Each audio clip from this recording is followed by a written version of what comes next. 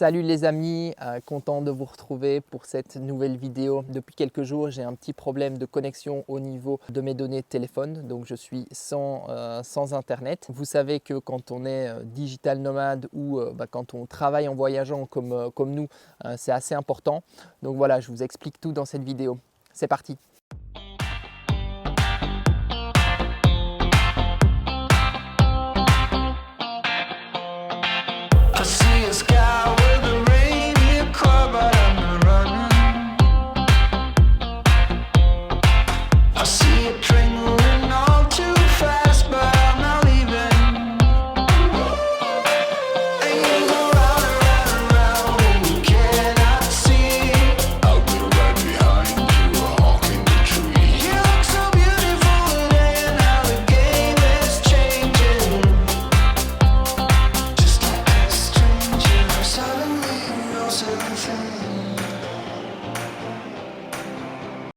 Coucou les amis et bienvenue dans cette nouvelle vidéo.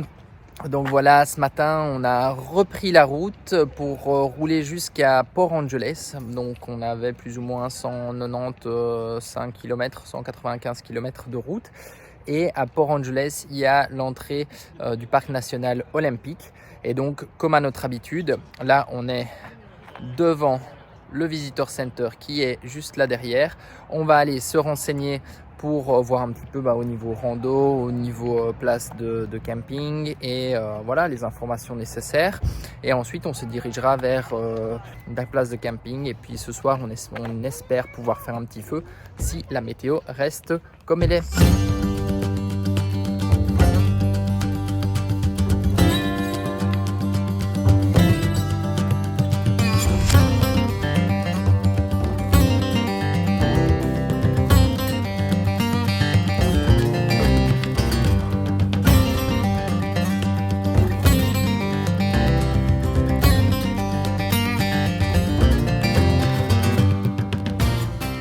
Voilà, nous voilà installés. Tu dis bonjour? On a trouvé un passage secret. Ouais, là il y a de quoi faire. Hein. Bon, les arbres ils sont gigantesques ici, vous voyez. Et donc on a sorti le petit bois. On va pouvoir se faire un petit feu. Voilà. Oh, oh là là, Charlie, viens. Vous voyez Charlie? Ça va Charlie? Il y a que dans ma chouchou. T'as un truc dans ta chaussure? Oui, on va le retirer après. Donc vous voyez, là on a notre petit bois, donc on va faire notre petit feu. Ce soir on fait barbecue. Et je vais vous montrer ma cachette. Ouais, Violette va nous montrer sa cachette. Déjà, en fait, là il y a un petit tronc pour faire l'entrée. On peut passer des deux côtés. Ouais. Parce qu'il y a un entrée comme ça. Et sinon l'entrée c'est ici. Et là c'est ta cabane. Trop cool. C'est ta cachette quoi. Allez, venez les filles, venez, on va aller payer. Et donc là, on va aller chercher notre petit papier pour remplir et mettre l'argent dans l'enveloppe. Comme on est dans un camping first come, first serve, donc on doit, enfin voilà, on le fait de manière autonome, entre guillemets, sur la bonne foi. Et en termes de prix, Charlie, attends, je parle. Et en termes de prix, donc pour ce camping-ci, on va payer 24 $. Donc vous voyez ici c'est la zone d'enregistrement et donc en gros il y a les différents sites qui sont notés ici. Alors nous on a le site 58 et donc ce qu'on fait c'est qu'on prend ici une petite enveloppe qu'on a là, que je vais remplir ici, mettre les 24 $ dans l'enveloppe et ensuite on met l'enveloppe ici dans dans la boîte sécurisée et on va mettre notre petit papier, cette partie-ci en fait, au niveau de l'emplacement 58. Alors les filles sont en train de ramasser des petites brindilles pour faire le feu. Et alors on a plein d'oiseaux qui sont venus nous dire bonjour. Ah voilà, des oiseaux comme celui-ci. Et évidemment Charlie les fait un peu fuir, mais à un moment il y en avait 5-6 autour de nous. Bon, Violette, elle est déjà dans les vibes de Californie. Elle a voulu tester ses rollers. Pour l'instant, elle ne sait pas encore en faire, donc on va débuter ça. Elle vient juste de les enfiler, franchement, elle a déjà un bon équilibre. C'est très bien, Violette, bravo. Elles sont drôles parce que Violette s'entraîne toute seule. Et Charlie, elle va près d'elle, elle lui dit « Attends, je viens t'aider ». Comme si elle allait pouvoir la rattraper. Elles sont trop mignonnes. Je ne sais pas si vous entendez, elle lui dit « Très bien, très bien ». Alors, ce petit feu, Bah ça démarre. ça démarre gentiment. Il restait un peu Les filles avaient préparé les petites brindilles ici. Bon, ben, on va être bien là. Ouais, on va faire un bon petit feu. Bon, et voilà, notre petit feu est parti. Ouais, on est trop bien là. On est bien. On a l'impression de retrouver nos petites habitudes, comme si on rentrait à la maison. C'est ça. Et ben là-dessus, on va faire un petit barbecue. Oui. On va faire griller des petites escalopes de poulet ou de dinde. Je ne sais plus si c'est poulet ou dinde. Et des petites saucisses pour les filles qui adorent ça. Et des tranches d'aubergines. Ouais. Voilà, au menu. Ça va être bon. Bon, qui dit États-Unis dit bombe de cheddar retrouvée. Pour le plus grand plaisir, le plus grand bonheur de Ced et des filles. C'est ça. Donc en apéro, c'est crackers cheddar. Honnêtement, moi je trouve pas ça bon. Mais Ced et les filles adorent. C'est le principal. Oh bon. Bon, là on est trop bien. Ouais, par contre, on se fait envahir par les oiseaux. Nos copains de tout à l'heure commencent à nous envahir. Mais on est vraiment trop bien. Jojo est en train de lire. Nous, on prend l'apéro. Et on est au bord du feu, c'est pas... Bon, on a les filles qui ont demandé à sortir la tente. Salut Violette. C'est notre cabane. Et là, on a plein de couettes. Mais c'est trop cool. Vous vous amusez bien? Est-ce qu'on peut manger un peu ici? Ça, je ne suis pas certaine. On va manger à table. Mais à l'apéro, on l'a déjà pris, hein, ma chérie? Des biscuits. Ouais, c'est ça. Tu perds pas le nord, celle-là. Vous nous montrez votre maison? Tout va bien. Hé, salut.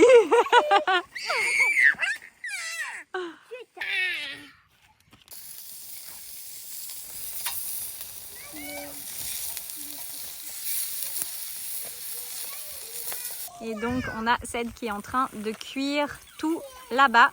On est juste trop bien. Jou est toujours en train de lire au coin du feu.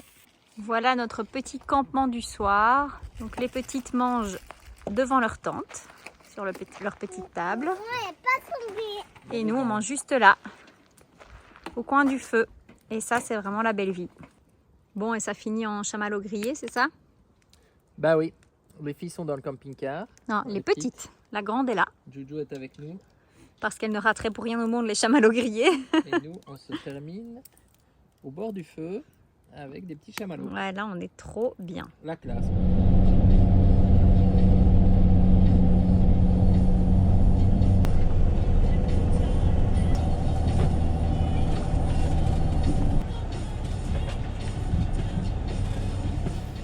Salut à tous, voilà, je vous reprends ce matin, je vous montre un petit peu où on a dormi.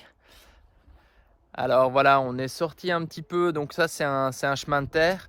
En fait, on est dans le parc national où on est vraiment juste à l'entrée du parc national olympique.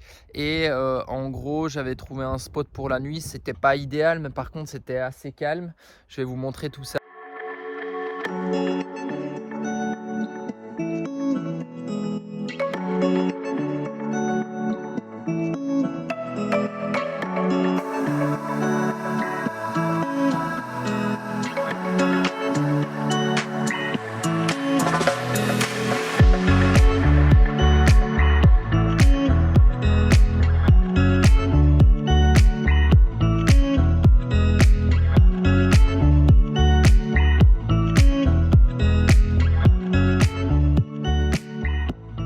Donc voilà, vous voyez, on a dormi là. Donc on est à côté d'une parcelle de bois qui a été, je pense, défrichée, mais qui a brûlé également, parce que je vois que tous les bois sont noirs. Je vous montrerai, mais ils viennent avec des armes à feu, je pense, faire de la chasse, parce que je vois des balles et des cartouches. Hier, on a roulé une trentaine de kilomètres, on n'a pas été très très loin, on a surtout remis du gaz, remis un peu d'essence, et puis on a fait l'école avec les filles. Et donc on est de nouveau dans une région qui est hyper boisée, hein, puisqu'on est à la limite du parc national. Et on se dirige gentiment vers Forks. Donc je vous montre un petit peu ce que je vous disais. Vous voyez, là on a des cartouches. Alors, hier soir on est arrivé de nuit, donc on voyait pas bien, mais vous voyez en dessous il y a tout plein de cartouches. Et il y a également des balles de chasse. Donc je pense que ils viennent ici pour chasser. C'est un peu dommage, hein. Ils ont laissé pas mal de canettes de déchets. Donc voilà, c'est un peu malheureux. Mais bon, c'est vrai que comme on est arrivé hier soir, on n'a pas vu tout ça. Violette est à la salle de bain, là au-dessus. Coucou Violette. Donc oui, je disais, on a passé une nuit plutôt tranquille. On n'était pas hyper plat. Mais voilà, ça nous permettait de sortir un petit peu de la route, d'avoir une nuit au calme. La route, c'est une route en gravier, mais ouais, rien de très compliqué, hein. Vous voyez comment on est posé. Donc on est à 1 km de la route principale, donc c'était facile pour nous pour dormir. Tout est fermé, ouais.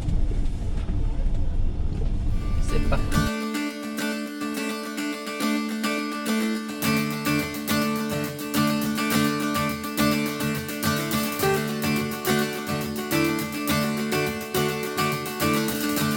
Bon, on va aller faire un petit tour au Visitor Center pour se renseigner un petit peu sur les randos et puis les choses à faire dans le coin. Sachant que la dernière fois, on était arrivé et le Visitor Center était fermé parce que voilà, ici il ferme à 16h et qu'on était arrivé trop tard. Donc ici, c'est pas un Visitor Center, c'est une Ranger Station, ouais. Et donc normalement ils peuvent, ils ont le même, on va dire, habilitation que le Visitor Center. C'est juste que je pense que c'est un peu moins gros. Il n'y a pas de petits magasins, il n'y a pas de musée. Voilà. Je pense. Enfin, ça, à un autre moment, en fait, le parc est super grand ici. Les parcs nationaux, c'est vraiment des trucs de fou en termes de distance. Et donc, à un moment, on se trouvera un autre Visitor Center. Donc là, on fera tamponner nos petits passeports, comme d'habitude. Mais là, on aimerait bien juste avoir les informations sur les choses sympas à faire. Et vous voyez, la Ranger Station, c'est une petite cabane en bois. Ah, bon. Donc, c'est pas ici qu'on aura les informations. Par contre, je vois qu'il y a un panneau à l'entrée, Plan Your Visit. On a déjà le plan, parce que ça, on l'a eu quand on est entré dans le parc. À chaque fois à l'entrée du parc, vous devez montrer votre Beautiful Pass. Donc on a déjà eu le plan, donc on voit déjà où aller. Et puis on a déjà aussi regardé les petits trucs sur internet. Mais voilà, on aime bien toujours venir au Visitor Center pour avoir vraiment leurs conseils à eux, quoi. Donc il y a un plan. Donc je vous montre. Vous voyez, hein. Pour vous donner un ordre d'idée, donc nous on est arrivé à Port Angeles là-bas. Hop. Et le premier jour, on est allé ici. Et entre Port Angeles et Forks, là, il y a 100 km. Donc ça vous donne une idée de l'étendue du parc national. Et vous voyez, donc il y a plusieurs visitor centers. Il y en a un là, un là. Nous, on est ici. Donc on est à côté du Lake Crescent. On a dormi là la nuit. Et donc, je pense qu'aujourd'hui, on va aller vers Solduc. Et là, on peut avoir, il y a des sources d'eau chaude aussi. Et il y a également tout le long de la côte ici, de belles choses à voir et à découvrir. Bon, ici, on a Crescent Lake. Il est absolument superbe. Je ne sais pas si vous vous rendez bien compte de la couleur, mais c'est vraiment magnifique. En plus, avec les arbres orange en arrière-plan, c'est trop beau, la brume. Et là, il y a quelqu'un qui vient de plonger dans l'eau. Je n'ose imaginer la température de l'eau. Ah ben peut-être qu'il va le refaire. Ah, il va le refaire, je pense.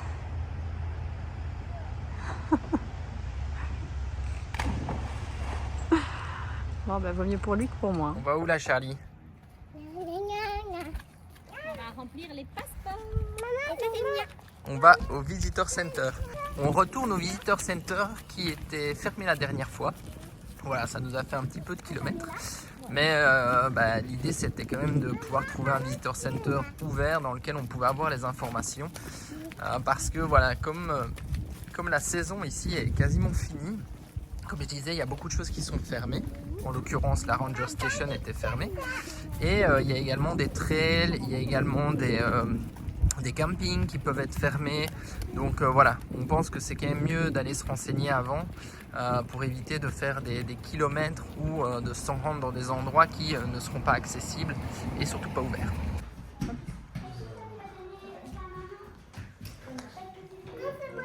Donc là, elles vont faire leur tampon. Bon, et Violette, tu as fait ton tampon? Oui, sur mon carnet. Et il y a encore plein de place pour les autres. Ouais, ça c'est cool.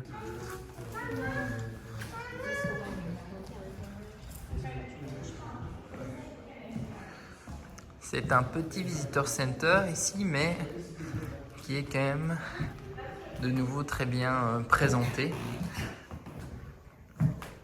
Alors, un beau cerf qu'on peut croiser dans la forêt. Et puis là, je ne sais pas si vous voyez, c'est un morceau de bois qui a été coupé d'un arbre. Vous voyez le diamètre. Et donc, on peut regarder l'âge de cet arbre. Donc, vous voyez ici, 1349. Et en gros, jusque 1938, le parc national qui a été créé. Donc on voit, hein, on peut calculer l'âge d'un arbre assez rainure, entre guillemets. Et on voit que celui-ci a 650 ans. Bon, voilà, ça vous donne une idée du diamètre, en sachant que celle mesure 1,85 m. Donc avec la main au-dessus... 2 mètres de diamètre. Ouais, largement, ouais. Là, on a un cougar qu'on peut retrouver dans les bois ou dans la forêt. Qu'est-ce que vous avez trouvé? Mais ça, ce sont des squelettes, ce sont des têtes. Ça, c'est un loup. Et ici, on a un ours noir. C'est pas une panthère. C'est impressionnant. Ici, c'est un ours noir. Est-ce que ça, c'est pas un Ouais, il puma? est comme ça, je pense. Ça, c'est pas un puma? Ouais, peut-être. Bon, et dans ce visitor center, il y a carrément une pièce entière dédiée aux enfants. Même si tout est toujours très bien fait pour les enfants en règle générale, ici c'est vraiment dédié aux enfants. Vous avez une super cabane, les filles? Je peux venir voir? Oh, il y a même des peluches. Bonjour! Chauve-souris.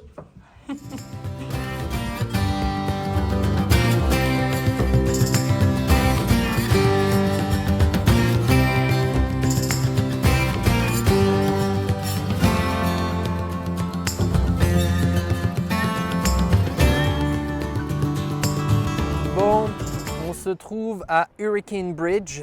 Il y a beaucoup de vent et malheureusement, on ne voit rien. On est vraiment juste à l'altitude, on est à 1600 mètres et on est à l'altitude des nuages. En gros, on devrait pouvoir voir ici les montagnes, le glacier du mont Olympique qui culmine à 2400 mètres.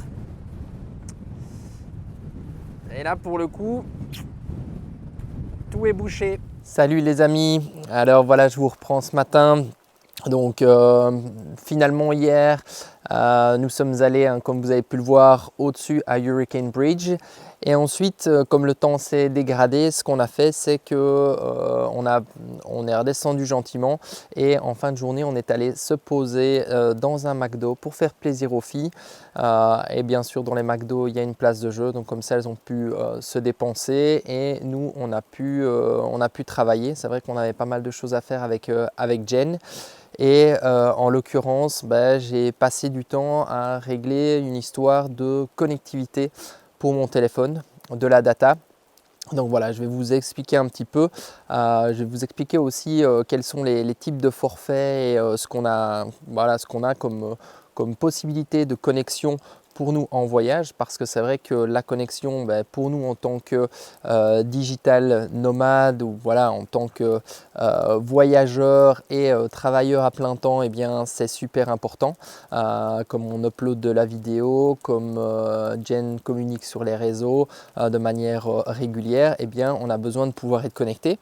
Donc on a différentes sources de connexion. Si je reviens en arrière, lors du premier voyage, on avait décidé donc, que Jen aurait une carte avec de la data, hein, donc on avait un réseau, on avait un abonnement free qui était à l'époque un abonnement à 20 € et qui nous permettait d'avoir 20 gigas de data par mois partout là où on souhaitait aller, donc c'est-à-dire sur le continent nord-américain et aussi en Amérique centrale. Et en plus de ça, moi, je prenais des cartes dans les différents pays où on se trouvait, comme ça j'avais un numéro local et j'avais aussi un petit peu de data en fonction de certains pays. Donc c'est quelque chose qui fonctionnait bien pour ce moment-là, mais ça nous obligeait quand même dans certains cas à devoir se rendre dans un Starbucks, devoir se rendre dans un Walmart, pouvoir avoir de la connexion et à certains moments par exemple uploader de la vidéo. Et surtout quand on est aussi dans des endroits comme des parcs nationaux au Canada ou aux États-Unis, eh bien il y a des endroits où il n'y a absolument pas de connexion. Donc là, on n'avait pas le choix, on était sans connexion pendant les 3-4 jours où on était potentiellement dans le parc. Pour ce voyage-ci, on a fait ça de manière un petit peu différente. Aujourd'hui, en termes d'abonnement, Julia, elle a un abonnement avec 40 gigas de données qui est un abonnement suisse à c'est l'équivalent de 25 € par mois et qui lui donne donc un accès illimité aux données aux États-Unis et en Europe.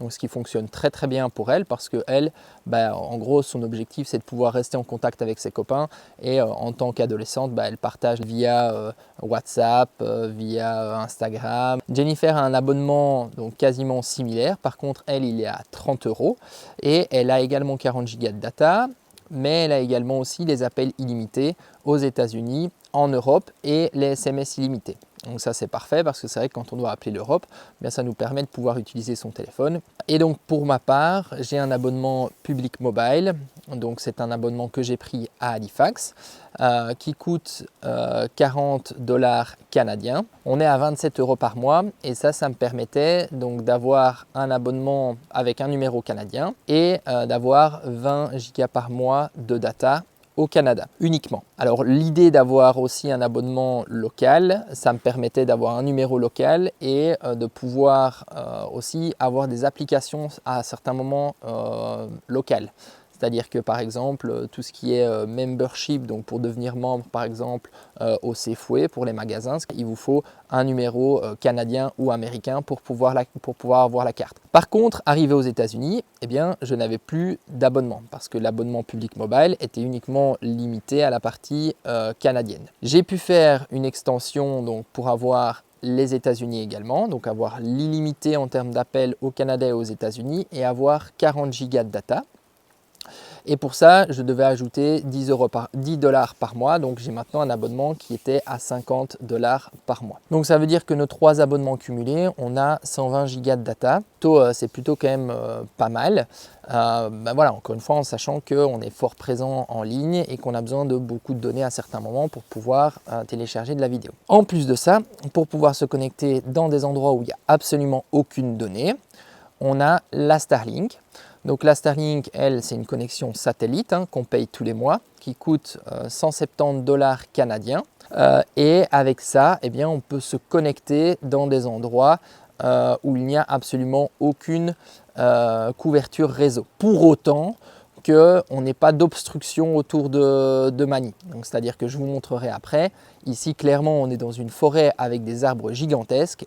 On n'a absolument aucune connexion Starlink. D'ailleurs, pour le moment, on n'a ni data ni Starlink. Donc, la Starlink, on n'est pas limité en termes de quantité de données. Je crois qu'on peut aller jusqu'à 1 Tera.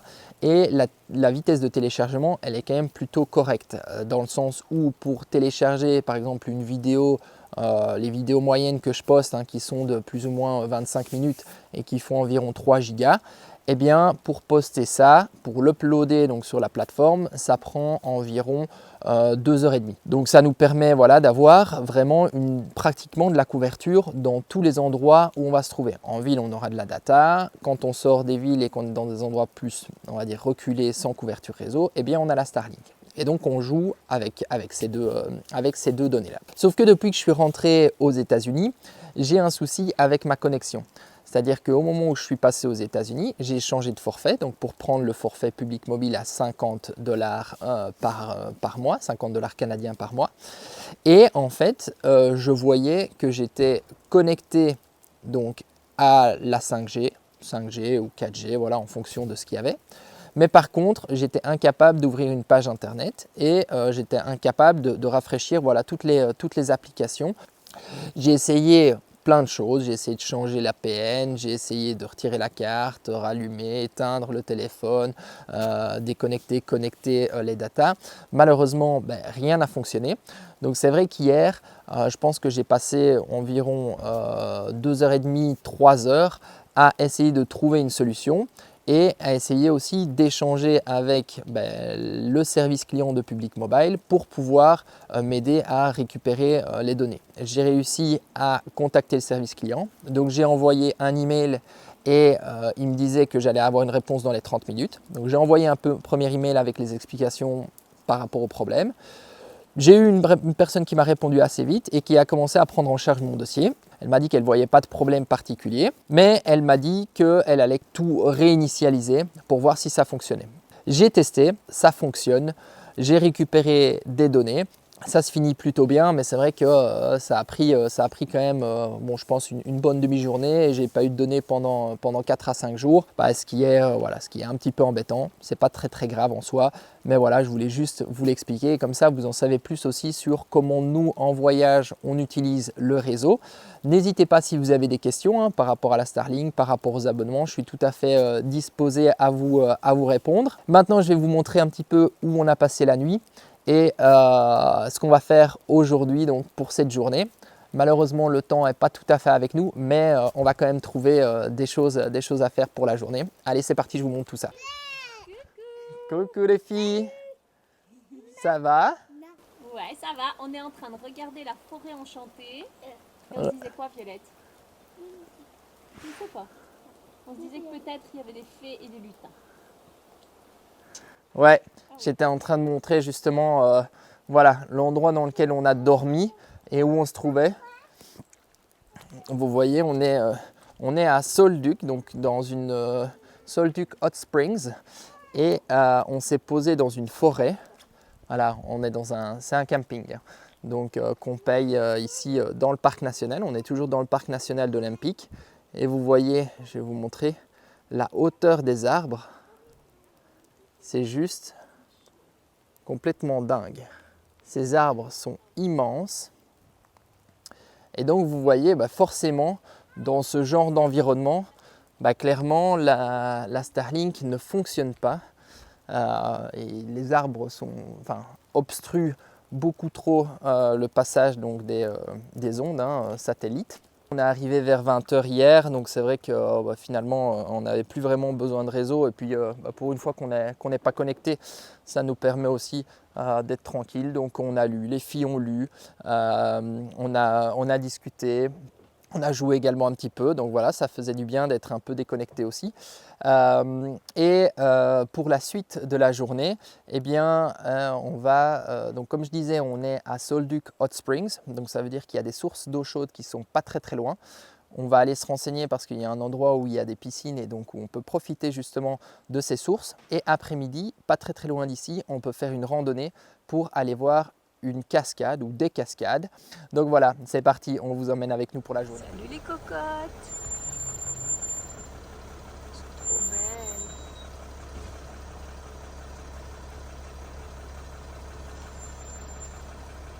Les filles, on va où? On va à la piscine chaude. Vite, vite, vite, vite, vite. Vite, vite, vite, vite, vite. Papa, ça va fermer? Mais non, ça va pas fermer. Mais non, mais il est 13h.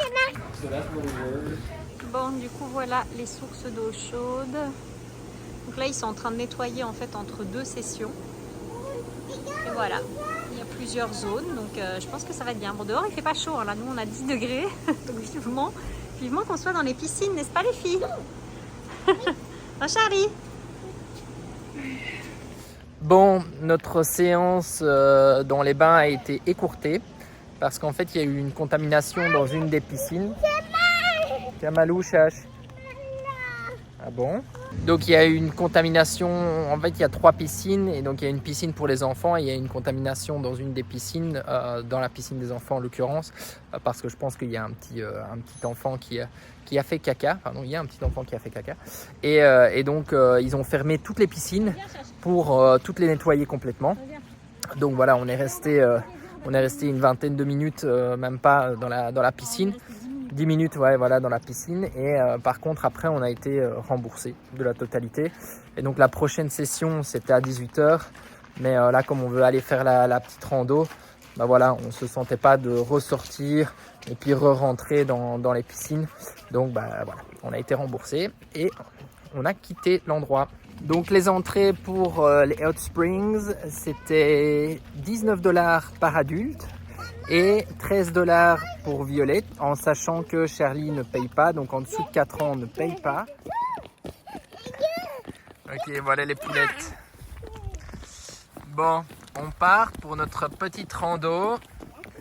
C'est on va voir les chutes Solduc. Donc les chutes se trouvent à, je pense, 1,5 km.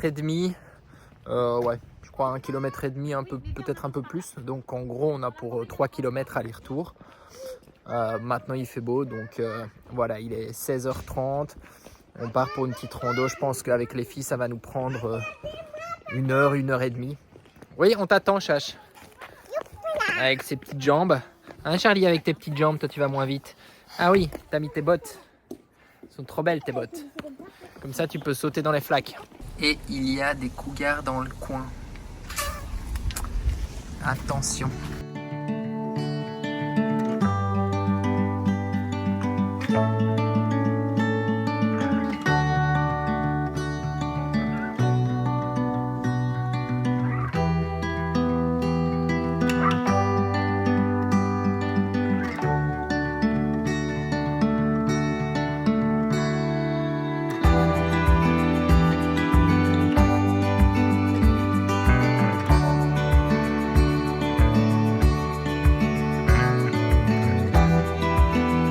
Bon, on a Charlie qui s'est installé dans le dos de Jen après une petite chute sans trop de gravité.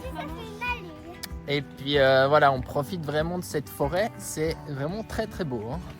La forêt est luxuriante. Enfin, c'est fou, mais... J'ai vraiment l'impression d'être dans une forêt enchantée. Voir surgir des fées et des lutins à chaque moment. Ouais. C'est trop beau. Et puis en fait les arbres sont tellement hauts qu'il y a du soleil, mais il n'y a que quelques rayons du soleil qui traversent en fait la forêt. Et puis le reste, on a une espèce de petit brouillard qui est lié, je pense, à la chute, aux rivières, à l'humidité qu'il y a dans la forêt. Mais ouais, ça donne encore une fois une sensation un peu magique. Ouais. Et il y a aussi comme des espèces de cheveux sur les branches d'arbres. Là, on voit aussi que c'est parce que la forêt est vraiment touffue et garnie, liée à l'humidité. Et ça donne encore plus, je trouve, ce côté féerique. Ouais.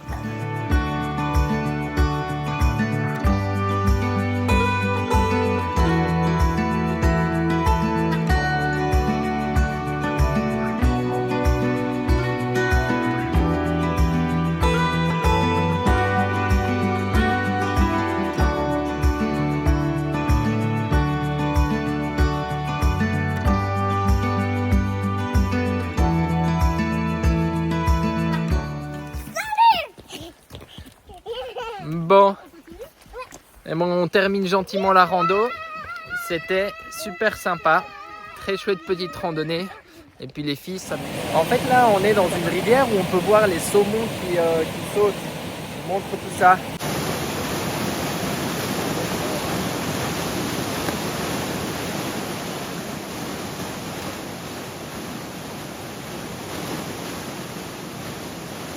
tout cas ils sont courageux.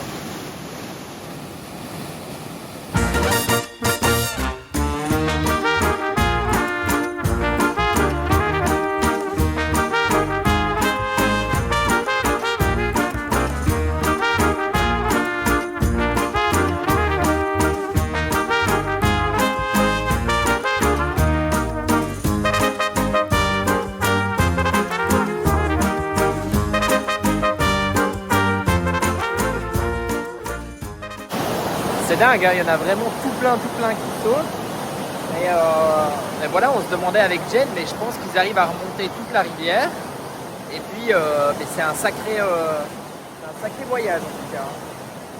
Bon, ils étaient vraiment trop cool ces saumons. Enfin, c'était vraiment sympa à voir, la remontée des saumons. Après, j'ai discuté aussi avec une personne qui a dormi dans le camping où on était, et c'est vrai qu'ils avaient dit que voilà, il y avait ce qu'ils appellent des lions des montagnes. Hein, ce sont les cougars, les espèces de gros chats quoi, ou pumas.